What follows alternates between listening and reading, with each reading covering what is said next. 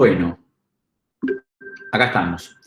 Sigamos en la siguiente pregunta del cuestionario, que decía, ¿cómo se valora la involución uterina? Porque de alguna manera lo que uno busca con la oxitocina, además de la hemostasia farmacológica, ¿sí? Esto de prevenir el sangrado que se puede dar en el puerperio inmediato, es también un poco facilitar la involución uterina, ¿sí? ¿Involución qué significa? Volverse, ¿sí?, a una situación fisiológica y anatómica previa a la gestación.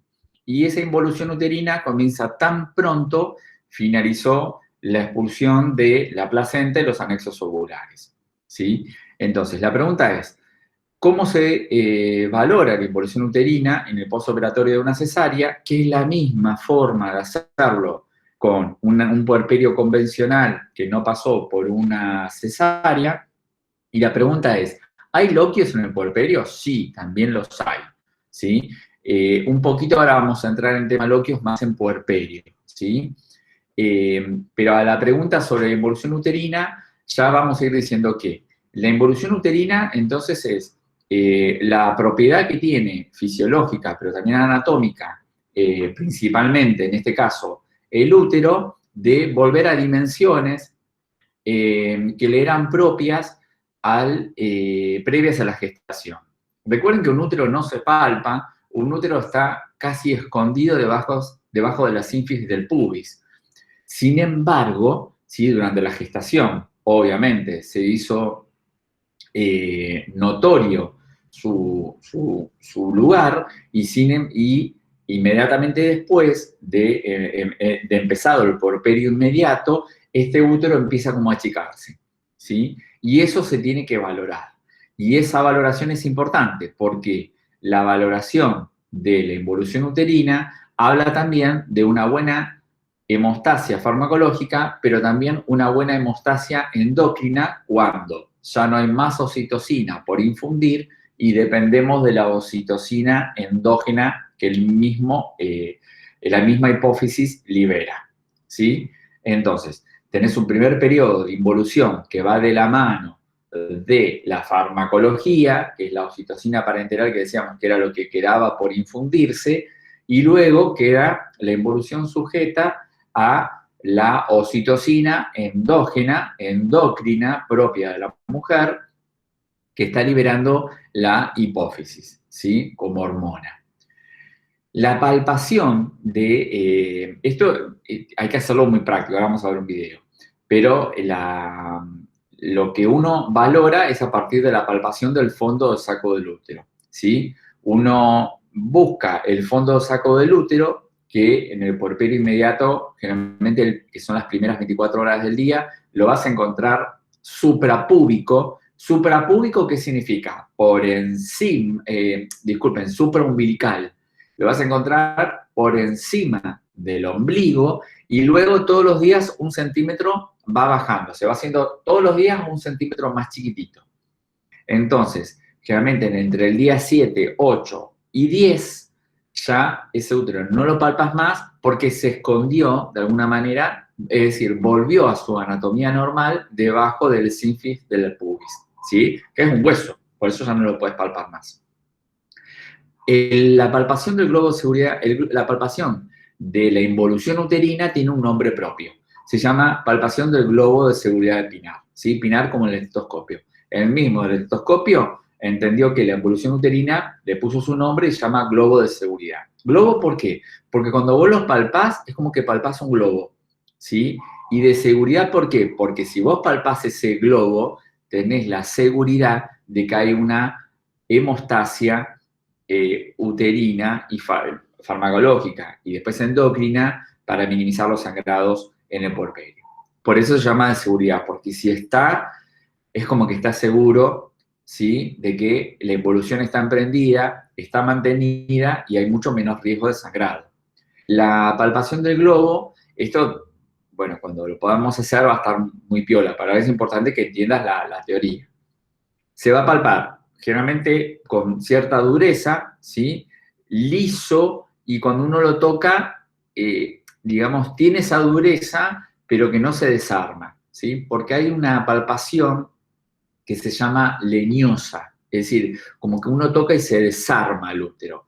Bueno, eso cuando es leñoso o se desarma esa palpación, esto es muy práctico, lamentablemente, pero bueno, tengo que poder explicarlo de esta manera, significa que no hay una buena involución y el paciente está más expuesto a un sangrado, ¿sí? En cambio, cuando vos lo palpás con dureza, redondito, lo vas a palpar como si fuera un meloncito adentro, y se mueve así como vos lo agarrás, bueno, eso te está diciendo que hay seguridad, que el globo de seguridad de Pinar está palpándose y seguramente el sangrado está muy controlado y solamente hay pérdidas loquiales, ¿sí? Porque el término hemorragia es un riesgo, no es lo normal, ¿sí? Uno no puede decir que la paciente del puerperio tiene hemorragias, no. Durante el puerperio hay pérdidas hemáticas compatibles con los loquios, ¿sí? Que eso es lo que se espera como normal. Ahora ya vamos a entrar al tema de los loquios. Lo que quería Profe, mostrar... una pregunta, Sí, perdón. sí, decime. ¿En la cesárea también se tienen bloqueos? Ujú. Sí, porque los loquios es producto. El loquio no es solamente... A ver, el loquio es producto de el sangrado o la pérdida hemática del lecho placentario.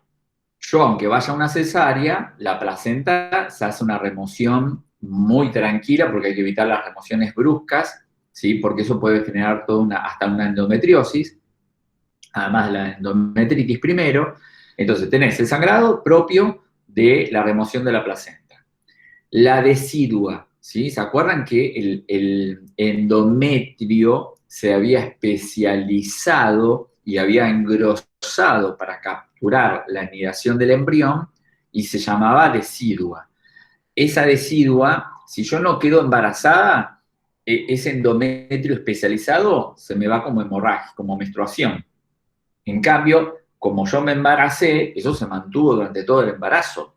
Entonces, eso ahora hay que perderlo. Entonces, entre el sangrado del lecho placentario, la decidua, más, luego tenés los exudados y trasudados del canal de parto. Recuerda que cuando pasa el feto, lastima el canal de parto, de alguna manera, entonces hay trasudado y exudado de plasma, de sangre, ¿sí? Después de leucocitos van a aparecer, por eso los loquios se tornan más cerosos, más claritos. Entonces, el anudo fetal, ¿sí? El pelaje fetal que se va perdiendo. Entonces, todo eso hacen los loquios, ¿sí? Entonces, aunque haya sido una cesárea, esas pérdidas van a ser normales tenerlas, los loquios. Y si va a un parto normal, también lo vas a tener, ¿sí? Lo que les decía antes es que, bueno, acá estaría el ombliguito, eso acá que se ve es el ombligo, tenés que los primeros días de tu puerperio es normal a veces encontrarlo supraumbilical, es decir, por encima del ombligo. No está mal. Yo he palpado mamás de todo un día y hasta de dos, y la involución uterina, a pesar de ser un globo, de haber un globo de seguridad pineal, es decir, un fondo del saco de luz, porque lo que vos palpás, ¿sí? Cuando yo pongo las manos ahí arriba del abdomen y palpo ese techo redondeado y durito y móvil, eso es el fondo del saco del útero, fondo del saco uterino estás palpando, ¿sí? Lo encontrás a veces 1 hasta 2 días supraumbilical. Y está bien, mientras que vos veas que no hay pérdidas hemáticas mucho mayores que los bloqueos que esperás y ese globo seguridad se palpa como tal, con dureza, móvil, ¿sí? No leñoso, no blando, nos quedamos tranquilos. Y después empieza a bajar. Después se vuelve infraumbilical y va bajando hasta que en el día 10 aproximadamente alcanzas el lugar de estar debajo de la sínfisis del pubis y ahí ya no lo puedes palpar, ¿sí? Cuando tocó la sínfisis del pubis ya no se puede palpar, ¿sí? Porque por acá ahí ya estamos estamos acá debajo de esta unión de huesos, ¿sí? Entonces ahí está cubierto por los huesos y ya no lo puedes palpar al útero como tal.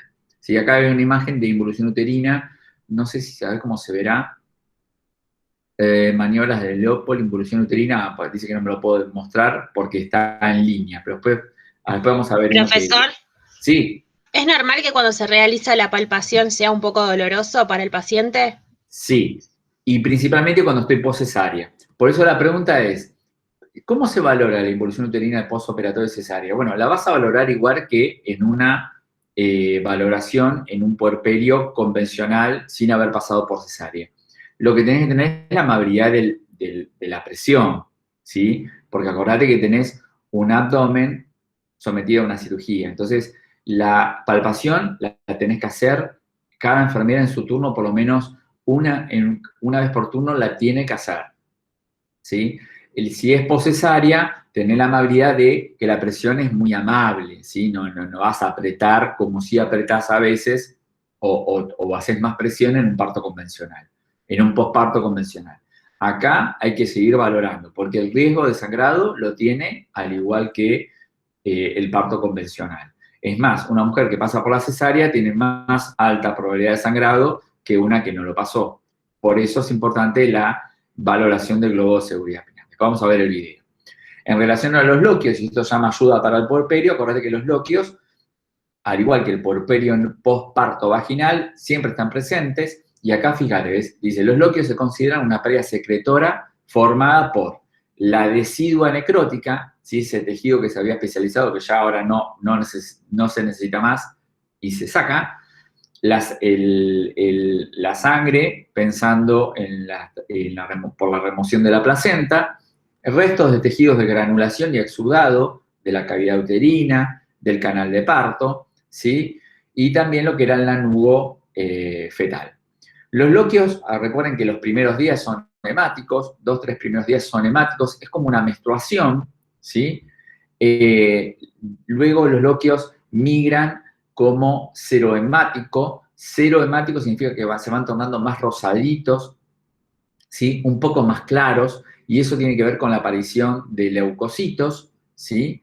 Y luego, del día 10 en adelante, hasta más o menos tu quinta semana posparto, 40 días, algunos, 40, 41 días, algunos dicen, los loquios se tornan serosos, ¿sí? Son color amarillento ya, por el aumento de leucocitos que hay en su fórmula.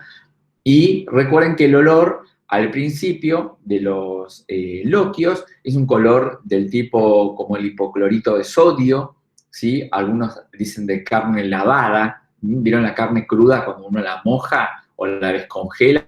Bueno, ese sería un poco el olor del loquio, pero nunca son olores fétidos, ¿sí? Entonces, vemos que los loquios pasamos de loquios hemáticos, serohemáticos, serosos, ¿sí? En tu puerperio inmediato van a ser hemáticos. En relación a las pérdidas, bueno, acá hay que ser muy criterioso en cómo medimos las pérdidas. Que los quiero ver. En relación a las pérdidas, recuerden que hay que ver cantidad y frecuencia, ¿sí? A veces yo tengo mamás que me dicen, me estoy cambiando el apósito cada 1 hora. Entonces uno puede pensar y dice, uy, ¿tendrá una hemorragia? No. Uno tiene que valorar, tiene que ver, ¿sí? Es importante que la mamá me muestre qué se está cambiando. Porque por una cuestión de comodidad, quizás yo cada 40 minutos me cambio el apósito. Siento un poquito que me mojé el apósito y ya me lo cambio. Entonces, la mujer o el enfermero puede pensar que estamos en una hemorragia. No, son las pérdidas normales. Nada más que por una cuestión de comodidad la estoy cambiando cada 30 o 40 minutos, ¿sí? Diferente es el apósito que yo cambio que impregna de las dos caras, ¿sí? Porque en el hospital usamos apósitos, los convencionales, ¿sí? Una cosa es el apósito que se impregna de las dos caras, que yo veo que manchó toda una cara que toca la vulva, la cara que no toca la vulva está manchada y para colmo mancha la ropa, ¿sí? Ese apósito es el que me empieza a llamar la atención. Y ahí me pregunto, ¿cada cuánto se lo está cambiando? Porque si me dice que lo cambia cada 6 horas, bueno, si usted no se lo cambia, es como el otro caso, ¿no? O me lo cambio cada tanto, cada ratito, o me lo cambio cada muchas horas. Entonces, es normal que el apósito absorba y me manche la ropa. Generalmente se dice que cada 2-3 horas el cambio de apósitos es una frecuencia normal, 2-3 horas en el puerperio inmediato es una frecuencia normal, y es normal que impregne una cara, ¿sí? El primer apósito que me viene que me viene del centro obstétrico, generalmente viene muy impregnado. Eso se cambia, se higieniza y se pone uno nuevo. Entonces, cada 2-3 horas que la mamá me dice, me estoy cambiando y me muestra por los primeros cambios los tengo que ver. No es algo que yo le digo a la mamá para que lo haga sola y yo me desentiendo. No. Tu paciente, hasta que no se va de alta, es tu paciente. Entonces uno tiene que decirle, bueno, yo periódicamente quiero ver que usted me cuente la frecuencia con la que se está cambiando y me guarda algún apósito para que yo lo vea. Aunque sea en el cesto de basura, me lo deja ahí, en una bolsita. Pues yo tengo que ver, si me dice que cada 3 horas se está cambiando un apósito que solamente impregna la cara que toca la vulva, me quedo tranquilo, no pasa nada. En cambio, si me dice, me estoy cambiando cada 2 horas y veo que está impregnado de las 2 caras y está manchándose la ropa interior y la sábana, eso no es normal, ¿sí? Entonces, es importante ver la frecuencia, pero además de la frecuencia, la impregnación. Y si ustedes, para colmo, sacan un apósito que la mujer te dice, cada vez que me cambio el apósito, gotea el apósito, uno lo saca y salen gotitas de sangre, bueno, además de la valoración de la involución uterina, activa la alarma porque solamente esa paciente ya no es una pérdida de loquios, sino que está teniendo alguna forma de hemorragia, ¿sí? Además de contemplar lo general de un paciente que está en hemorragia, ¿no? Valorar los signos vitales, sensorio del paciente. Muy bien. Eso Profe, una pregunta. Sí, Perdón. No, dale, hablen ustedes un poco, así yo descanso. Sí. ¿La presencia de coágulos también hay que tenerla en cuenta? Los coágulos es parte de los loquios, porque es una pérdida hemática, necrótica, y salen coagulitos, no hay problemas con eso. Por eso es como una menstruación, pero un poco más pronunciada y aparecen a veces coagulitos, no, eso no hay problema. Es más, te está diciendo que hay un proceso de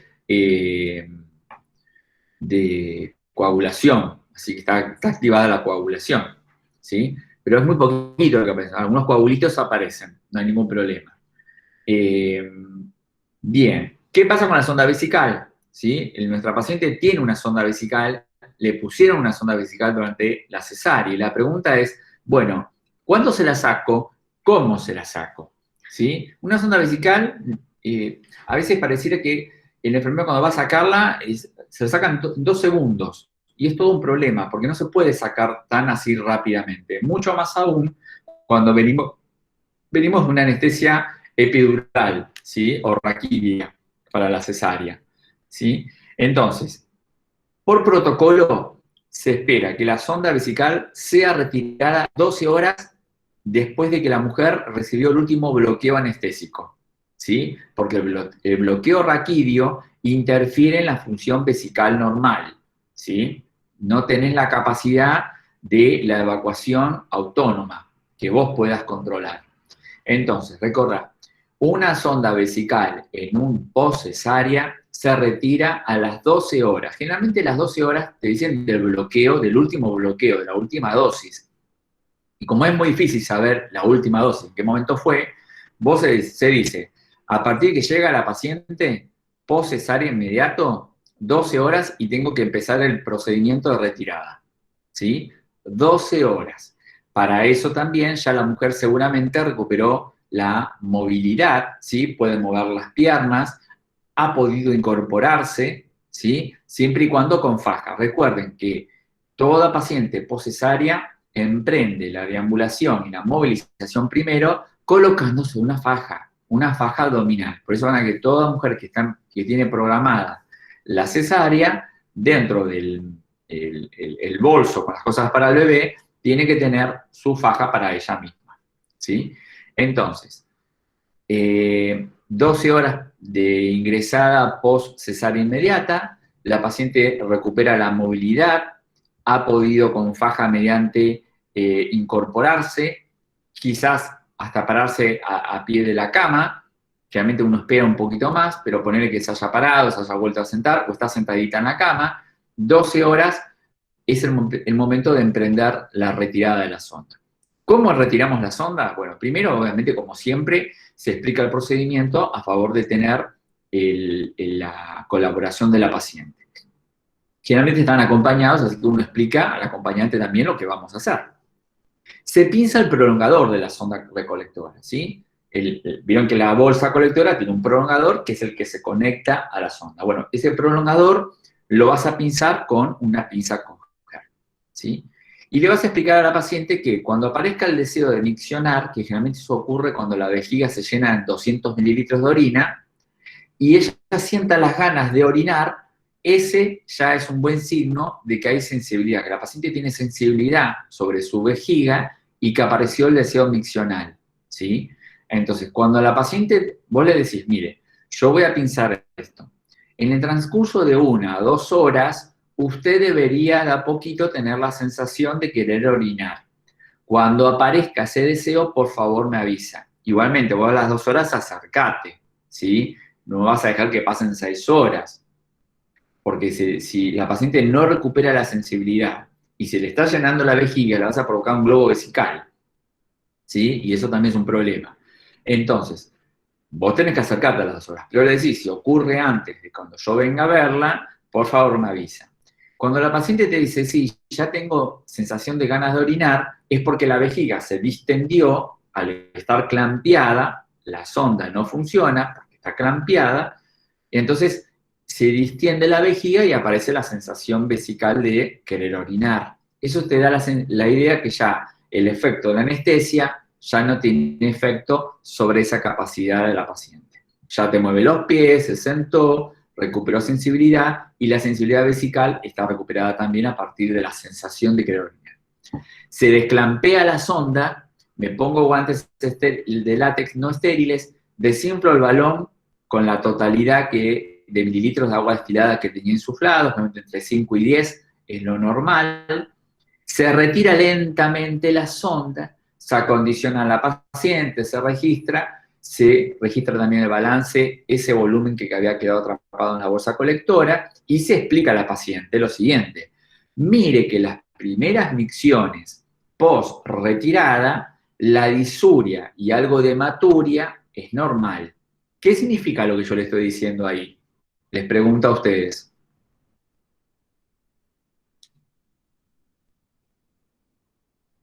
Les pregunto a ustedes, ¿qué significa lo que yo le dije a la paciente?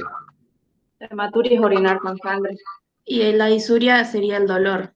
Muy bien, entonces uno le dice a la paciente, mire que es normal que las primeras micciones, ¿sí? que ahora son espontáneas y ya no están bajo la mirada atenta de la sonda, van a generar un poquito de dolor, de molestias, de ardor. Es normal porque hubo un cuerpo extraño en la uretra, y a veces hay pacientes que nos han manifestado que la orina sale un poco más teñida, un poco más amarillita, y hasta a veces hasta un poco con vestigios de sangre.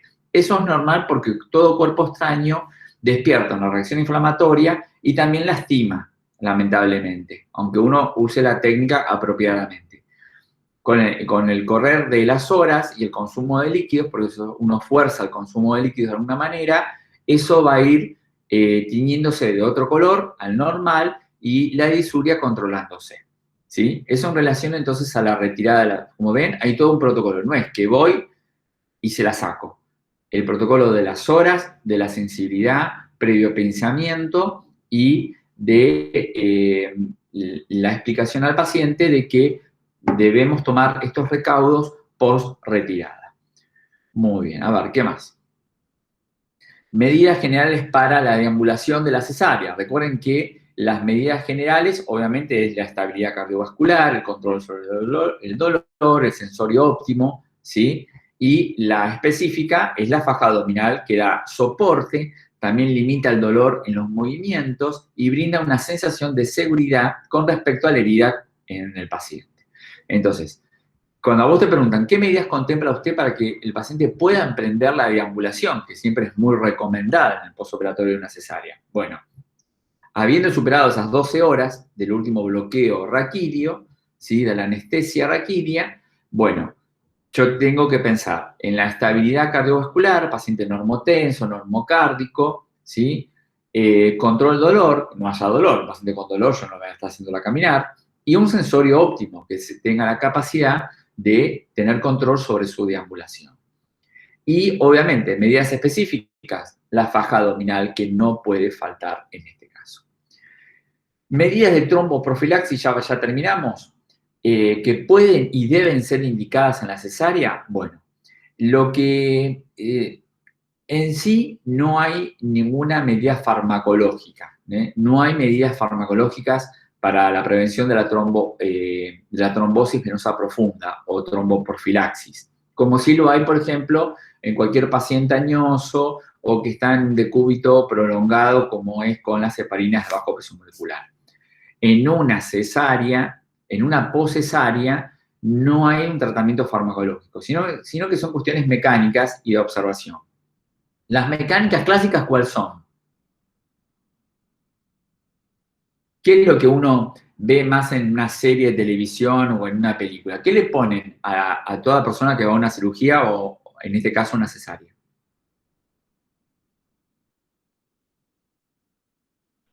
Una vía.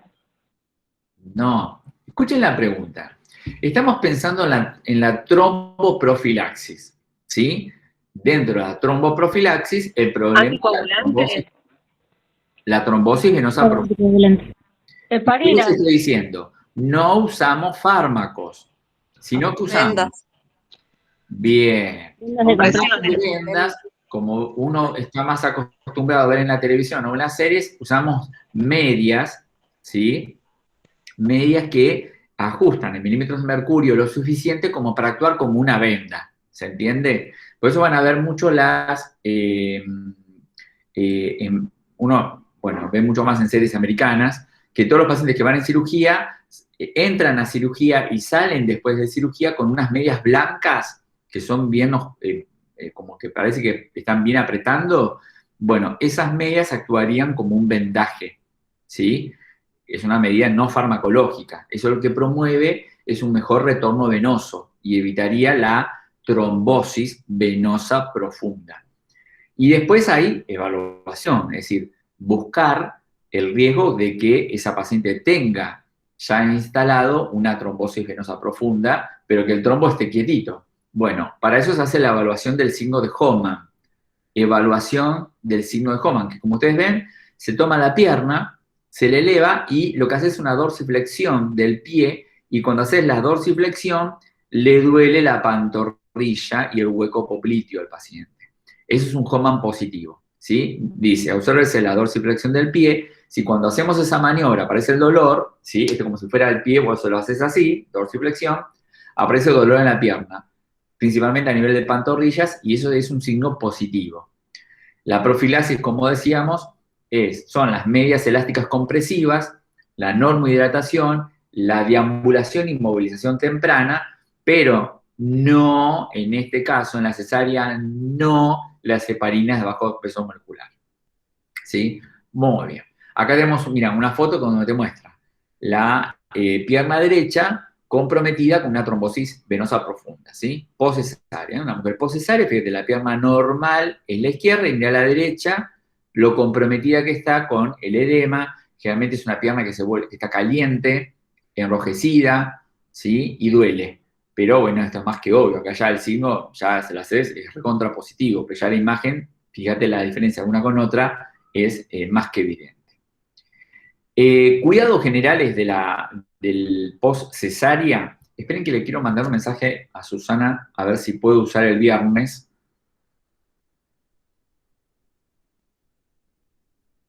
Déjenme un segundito.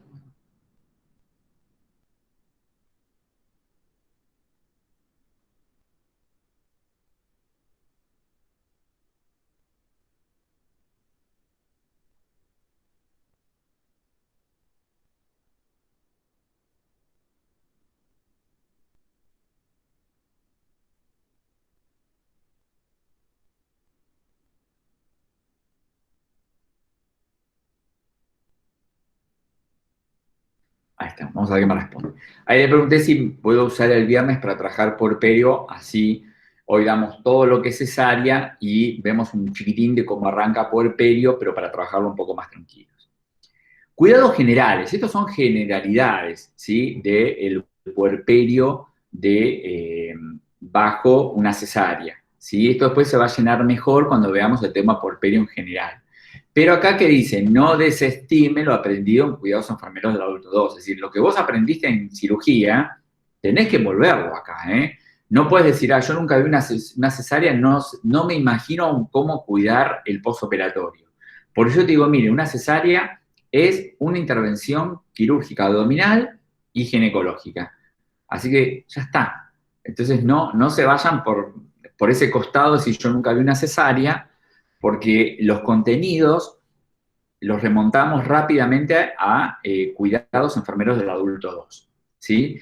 Y como toda cirugía, bueno, tenés obviamente el control de signos vitales, y como siempre les digo, hablen de lleno del signo vital. Controlo la respiración, el pulso, la tensión arterial, la temperatura corporal, la saturación de oxígeno. Cada 3 horas durante el puerperio inmediato y cada 6 u 8 horas en los puerperios por continuar, ¿sí? El inmediato y el tardío. Supervisión correcta del funcionamiento del acceso vascular, ¿sí? Periférico y las funciones indicadas. ¿Ven cómo yo digo? Miren, supervisión del correcto funcionamiento del acceso vascular periférico. No digo que gotee, que no esté infiltrado, no, digo, superviso el correcto funcionamiento del acceso vascular periférico, no digo vía, no digo sueritos, ojo con eso, miren que eso en un final, cuando empezás a hablar con muy poca propiedad, no significa que no hayas pasado por el hospital, significa que no te sentaste a leer, ¿sí? Porque en ningún texto vas a encontrar que diga sueritos, ¿sí? Y si lo dice un profesor, ojo, ¿eh? ¿Qué? Profe, una pregunta. Sí. Perdón, digo pregunta. No, dale. En el caso de que llegue a tener un edema, por ejemplo, ¿se le suspende un plan en el caso que lo tenga? ¿Edema dónde? En las piernas. O como había mostrado en la foto de la imagen recién, que tenía Bien, pero ese edema es trombocitopenia. una trombosis venosa profunda y que incluso te dice normohidrate o mantenga normohidratado al paciente, así que no es un edema que se formó a expensas de una extravasación, no, es un edema formado porque está alterado el retorno venoso del paciente, ¿se entiende? Es muy diferente ese edema de la pierna. Acá lo que está alterado es que la sangre puede llegar bien, porque llega vía arterial, pero el retorno venoso está complicado porque tiene una trombosis venosa profunda, ¿sí? Y parte del tratamiento te dice vendas elásticas, deambulación precoz, normohidratación, ¿sí? Obviamente, si está declarado el HOMAN positivo y la trombosis venosa profunda, como la foto que vimos, está firmada, como diciendo, mirá, la tiene el problema, ahí sí se van a dar heparinas de bajo peso molecular, ¿sí? En ese caso, no para prevenir, pero si está declarado el problema, sí. Pero acá no es un edema formado por una extravasación de un catéter, es un edema formado por que tiene alterado el retorno venoso el paciente. ¿Ok? ¿Se entendió esa parte? Sí, profe, gracias. Muy bien. También, no solamente mirar, entonces, el correcto funcionamiento del acceso vascular periférico, sino las infusiones. ¿Qué viene? ¿Cuánto viene? ¿A qué velocidad? Recuerden, si yo les pregunto ahora, en este momento, ¿qué soluciones creen que va a tener el paciente en su postoperatorio cesárea inmediato? ¿Cómo imaginan que va a venir ese paciente con sus infusiones? ¿Qué traerá? Infundiendo. Ya lo hemos hablado hace 1 o 2 horas. Yo voy a traer oxitocina. Muy bien, trae un plan de solución con oxitocina, muy bien. ¿Y qué más? Un plan de analgesia. Perfecto, excelente. Ya con esas 2 cosas dijiste un montón, porque estás diciendo, ¿qué me espero? Y la solución de oxitocina, que es la que termina de pasar en este puerperio inmediato, y para control del dolor ya habrá emprendido seguramente alguna medicación analgésica como el dextropropoxifeno. Perfecto, ¿sí? Vamos a vigilar las pérdidas hemáticas, los loquios, la retracción o involución uterina, la palpación del globo pseudoepinar cada 6 horas, evaluación del dolor con escalas, más el tema de cómo complejizo o no, administración de analgésicos, acá vimos toda la variedad de posibilidades que habíamos y lo criterioso que somos, ¿no? Recuerden la clasificación A, B, C, D y X en relación al consumo de medicamentos, cuáles son más permitidos, cuáles no. Recuerden que los A y los B sí, los D y los X no, ¿sí? A grandes rasgos. Facilitar la lactancia y la relación de la pólvora con su hijo, con la familia, hacerlo extensivo, ¿sí? Esto no, bueno, esto ya seguramente lo habrán charlado mucho con, en Neo con Vanessa, ¿sí? El tema de la lactancia y las relaciones que se emprenden. El aseo perineal mediante irrigación con agua tibia y solución antiséptica es lo más frecuente por usarse durante la internación. Luego, el jabón blanco convencional en el domicilio, ¿sí? Informar y educar a la paciente sobre la importancia de la deambulación precoz, el uso de dispositivos de contención abdominal, la faja, ¿sí? Esto un poco también lo va a seguir tratando al momento del alta el médico obstetra. Muy bien. Esto fue cesárea. Esperen que cierro acá. Y vamos a, quiero ver la parte de puerperio, vamos a, nada más que a entrar a puerperio. Esperen porque me pasó algo con la plataforma que me borró todo. Me borró mis páginas. Denme un segundito. Pues yo tengo, no sé qué pasó hoy con nueva ventana. A ver, un segundo. Se me borraron casi todas mis cosas viejas. Denme un segundo, a ver. ¿Acá? Acá. Muy bien. Miren a la familia. Muy bien. Vieron que decíamos que íbamos a trabajar el texto que tenemos acá, que dice control preconcepcional, prenatal y puerperal, página 114. Vamos a ver cómo arranca y por hoy está bien porque vimos bastante. Me acaban de confirmar que el viernes puedo tener clase con ustedes, así que el viernes nos vamos a volver a encontrar para terminar seguramente con puerperio, ¿sí? Voy a mostrar una cosita acá de puerperio. Muy bien. Este es el cuadernillo que propuso la profesora Juárez, está muy piola porque es a nivel nacional, así que no va a haber cosas que no vayamos a ver. Vamos a la página 114, denme un momentito, para arrancar nada más. Página 114. No llegaba, profe, a la 114. Que a mí no me llegaba a la 114, me quedaba en la 83. O 90. Claro, pero el 83 es como hoja paisada total. ¿Sí? Claro. ¿Ves? Acá está. Ahí 114, sí. Control puerperal. Muy bien. Vamos a darle esto no lo vamos a leer todo, no se trata de hacer eso, sino que voy a explicar un poco la definición, los objetivos, ¿sí? Los controles generales, porque esto, sinceramente, lo tenemos que poder ver y hacer. Yo lo que necesito ahora es trabajar la teoría a grandes rasgos y cerrar el tema. Pero lo vamos a terminar de cerrar el viernes, que nos volvemos a ver, seguramente a las 9 de la mañana, hasta las 11 estaremos trabajando el viernes. Y ya terminamos. Recuerden mañana el recuperatorio para los que recuperan, lo demás se quedan leyendo. Control puerperal, ¿sí? El puerperio, recuerden que es un periodo que empieza tan pronto, se dio por finalizado el trabajo de parto con la expulsión de la placenta y los anexos ovulares, ¿sí? La definición dice, es un periodo en donde se producen transformaciones progresivas de orden anatómico y fisiológico, ¿sí? Que lo que se busca es regresar paulatinamente a una situación pregravídica. Gravídica se dice al embarazo, ¿sí? Y esto está ocurriendo entre los 45 y 60 días postparto. Entonces, todo lo que dura el puerperio es entre 45 y 60 días postparto. De acá viene los 40, ¿sí? De la famosa cuarentena a la cual toda mujer estaba sometida en el puerperio, ¿sí?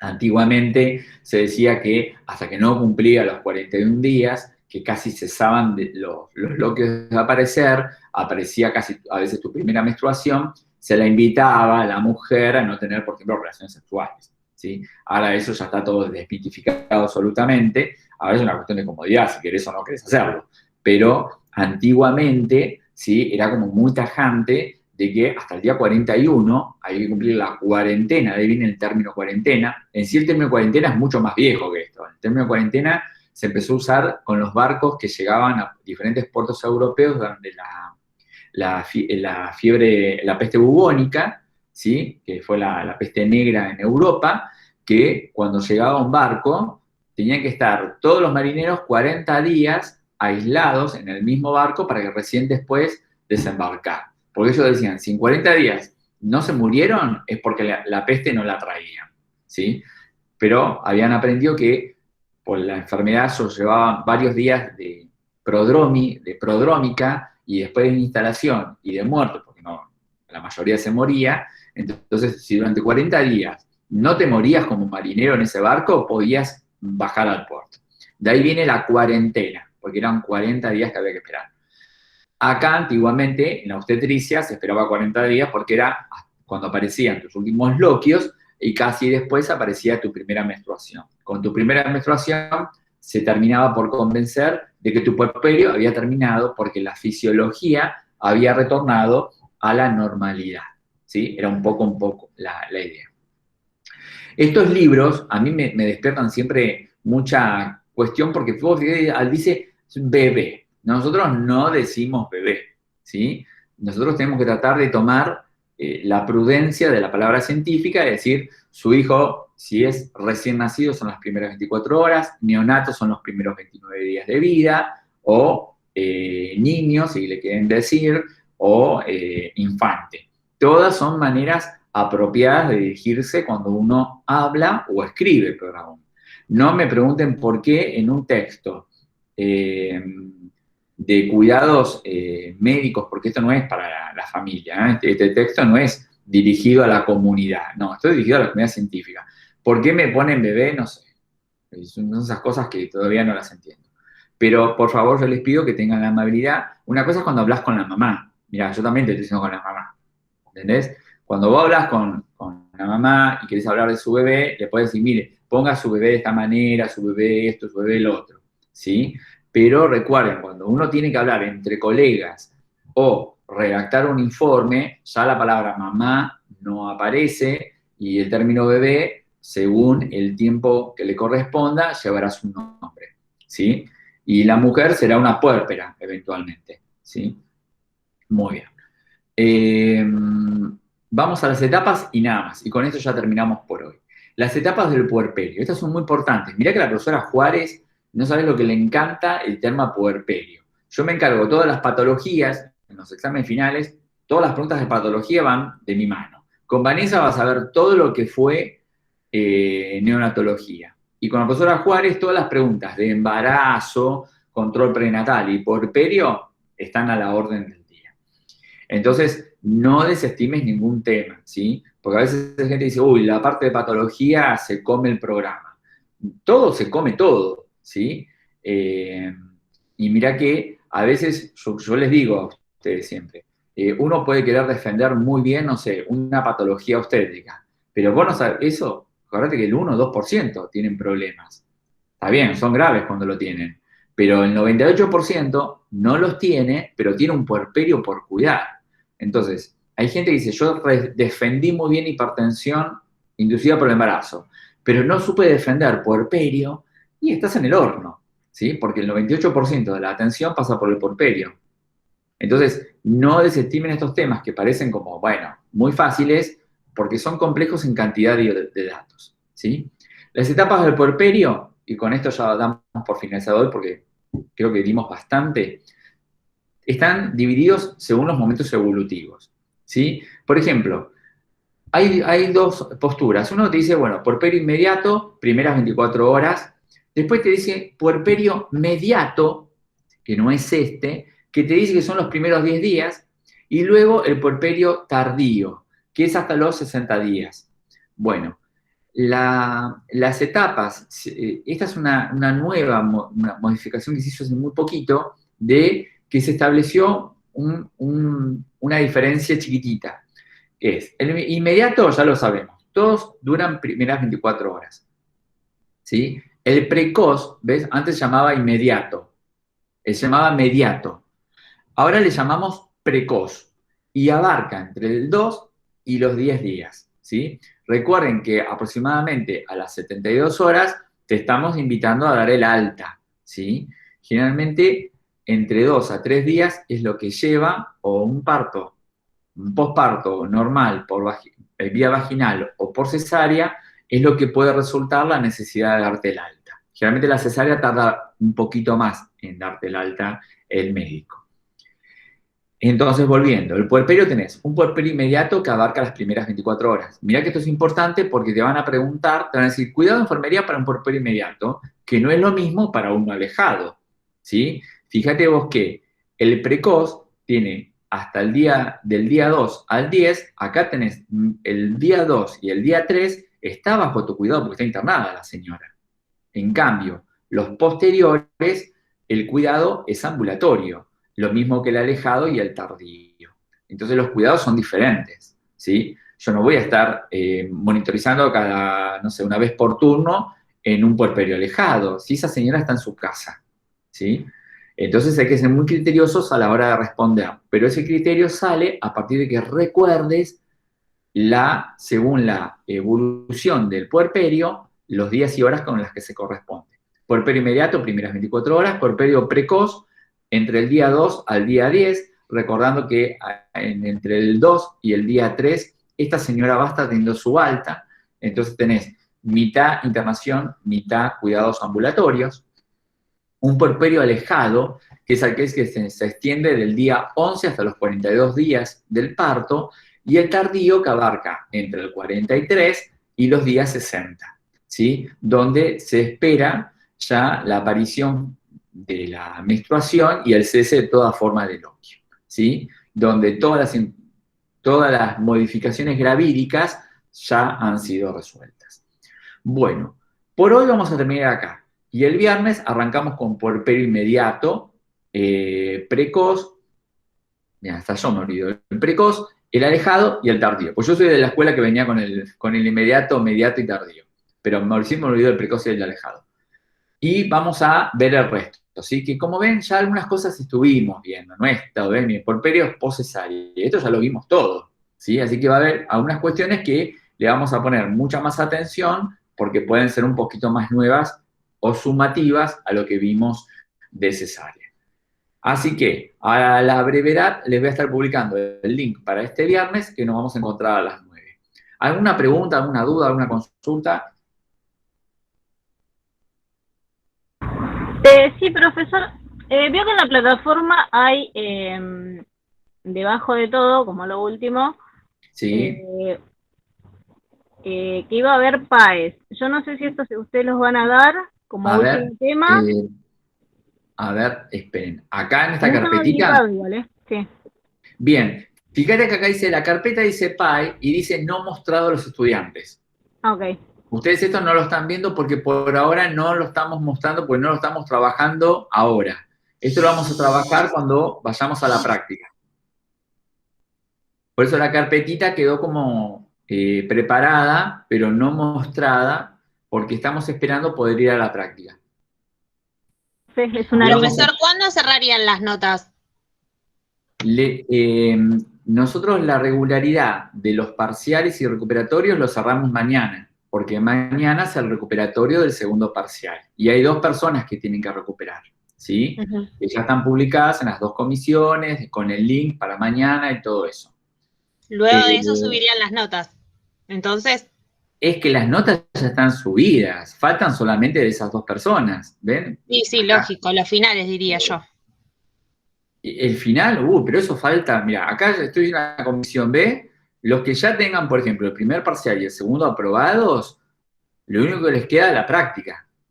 Y después de la práctica, están habilitados para dar el final. Yo creo que ustedes al final, tranquilos, no ahora no es el final de enfermería, de la familia, mujer recién nacido, no es en julio, no es en agosto. No. Ustedes olvídense. Los que están en esta situación, así acá, tranqui, ya está. En cambio, bueno, acá en la comisión B no hay nadie por recuperar el segundo parcial. En la comisión A sí hay 2 personas, que acá hay unos rojos, y esas personas mañana tienen que recuperar. Si mañana no recuperan porque no se presentan o no les va bien, tienen que recursar la materia. ¿Sí? Esto es igual... Profesor, perdón, hay algo que no, discúlpeme, hay algo que no me quedó claro. Decime. Porque yo vi que estaban en la página de Bedelía, pusieron las fechas para rendir los finales. Pero, entonces, ¿no rendimos finales nosotros? No rinden de familia, mujer y recién nacido, porque nosotros tenemos, el año pasado, cuando ustedes estaban en segundo año, nosotros teníamos alumnos en tercer año en la virtualidad. Esos alumnos habían hecho prácticas primer año y todo segundo, pero su tercer año no pudimos ir al hospital. Entonces, por una resolución especial, como esos alumnos tenían más de la mitad de la carrera hecha en hospital, cosa que ustedes no tienen, ¿sí? por el tema de la pandemia, hicieron un mes de gabinetes y simulaciones en la escuela y en el INET, de lunes a viernes, durante un mes, que fue todo en marzo, y en abril se les habilitó los exámenes finales para rendir. Pero de 20 personas que podían dar los finales, aprobaron 4 nada más. Entonces hay gente que me tiene que volver a dar los finales. Por eso están las fechas en julio y en agosto, para esas personas. Ustedes no, por lo menos de enfermería de la familia y mujeres recién nacidos. ¿Se entiende? Profe. Sí, profe, Sí. gracias. Si alguno tiene que rendir, no sé, cuidados enfermeros del adulto 1, 2, sí, esas materias, bueno, no sé si ustedes las pueden rendir, porque ustedes no hicieron práctica esas materias, así que esas materias faltan por cerrar todavía. Creo que no. Eso pregúntenle bien a la profesora Emilce. Lo que yo sí estoy seguro que esta materia, familia, mujer y recién nacido, ustedes no pueden dar el final. Tienen que hacer las prácticas y después van a poder rendir sus finales. Sí, Profe, tengo una profesora, consulta. claro. Sí, decime. Esa resolución que tomaron el año pasado, que hicieron un mes de práctica, fue una situación única, ¿no? Solamente para esos Situación estudiantes. única, claro, porque la Porque idea era que... Porque yo soy recursante y yo estuve con esos chicos haciendo prácticas de primer año y de segundo. Pero bueno, el año pasado yo no cursé. Claro. Yo tengo 2 años de prácticas. Claro, la resolución decía que únicamente los alumnos que hayan aprobado y regularizado todas las materias de su tercer año y que hayan tenido 2 años de práctica hospitalaria podían hacer las burbujas y egresar, ¿sí? Por única vez. Por ejemplo, hubo alumnos que les fue bien en todo menos en gestión el año pasado. Y esas personas no pudieron entrar en la burbuja, tuvieron que recursar gestión a la tardecita y todavía ahora estamos esperando a ver qué resolución se les va a dar a ellos. ¿Sí? Pero tenían que tener todas las materias regulares, que no fue tu caso, porque vos tuviste que recursar enfermería materno-infantil 1. La resolución... Claro, yo todas recursé en realidad. Bueno, o sea, no recursé directamente ni las cursé, o sea, empecé el año pasado un mes y después dejé. Todo nuevo de vuelta. La resolución decía, permítase por única vez, en contexto de pandemia, más todas las resoluciones que existen, que los alumnos que hayan aprobado, regularizado todas las materias del tercer año, primer y segundo cuatrimestre, y que hayan cursado primer y segundo año hospitalario, puedan por única vez hacer las burbujas durante un mes, prácticas simuladas en la escuela y en el INET, y ir a examen final. Pero tienen que tener todas las materias regularizadas de tercer año y haber hecho primer y segundo año hospital. El problema suyo que hizo primer y segundo año hospital, pero la otra pata está incumplida. Faltaba la regularidad de todas las materias. No, eso no lo tengo. Claro, ahí es donde no entraste en el club, digamos. Pero ahora ustedes van a ver que hay muchas fechas de finales que vos decís, che, pero yo esa materia la tengo que rendir, y no si te falta la práctica, ¿sí? Fijen, igualmente cualquier duda y consulta, hablen con la profesora Sebasco, le mandan un mail, principalmente por las materias viejitas. Si alguno me dice, yo debo cuidados enfermeros del adulto 1 y la cursé hace 2 años atrás cuando fui al hospital. Y bueno, aprovechar a rendirla. Ahora, si no fuiste al hospital y tenés los parciales de la materia aprobada, por eso estás acá, si no, no deberías estar, preguntá por si acaso. Decirle, profesora Sebasco, yo esta materia, que di bien los parciales, pero no hice práctica, ¿tengo que dar algún final o tengo que esperar a la práctica integradora del segundo cuatrimestre de este año? O sea, yo preguntaría, no me quedaría con una duda, ¿sí? ¿Puedo dar salud pública o tengo que hacer las prácticas todavía de salud pública del mes de agosto? No sé, yo lo preguntaría. Principalmente las materias viejitas que me quedaron ahí, las enfermerías que quizás hay gente que está recursando y dice, yo la cursé en el 2019 y me faltó dar el final, o lo di mal. Bueno, vos tenés que anotarte en esas materias viejitas que diste bien los parciales hiciste práctica en el hospital, pero yo qué sé, te presentaste una vez al final y te fue mal. Bueno, ahora tenés que presentarte de vuelta a ese final. Pero tenés que averiguar quién te lo toma, dónde te lo toma, si es en la escuela, si es por internet. Eso sí se tienen que ustedes mover como alumnos ya de educación superior. Hablar con Emilis y preguntarle. Bueno, profe, gente... entonces, sí. perdón, lo último, No, ya no lo decime, molesto dale. más. Entonces nosotros por ahora favor, molesto.